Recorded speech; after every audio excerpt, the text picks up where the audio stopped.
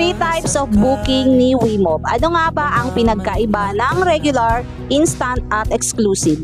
And ika-clarify ko nga, ka-clarify, English yun Hindi ako vlogger ni Wimob. Hindi ako binayaran ni Wimob para gawin to. Bale, gusto ko lang din talagang i-share kung ano yung pinagkaiba pag nag-book ka kay Wimob. Kasi kung binayaran ako, kita nyo naman kung anong suot kong uniform ngayon, di ba?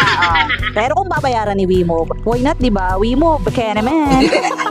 Regular booking. Ito yung booking para sa customer na hindi nagmamadali. Para to sa mga customer na willing to wait, kaya mas mababa ang rate ng regular booking para mas afford nyo ang pag-book dito. Yung tipong booking na within 2 to 3 hours is nasa yun na yung item mo. And dahil mas mababa nga po yung rate, is required din po yung mga rider na mag-double book para hindi naman po kami lugi. Pero nakadepende pa rin yan sa layo mo Hindi naman pwede yung galing Bulacan dadalhin ng Batangas tapos 3 hours lang. Depende pa rin po yan sa layo ng pagdideliveran. Okay? Instant booking. Ito naman yung booking na kung ang regular is 2 to 3 hours, nasa yun na yung item mo.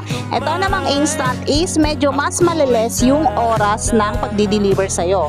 So, 2 to 3 hours pag regular. So, pag naging instant na is 1 to 2 hours, nasa yun na yung item mo.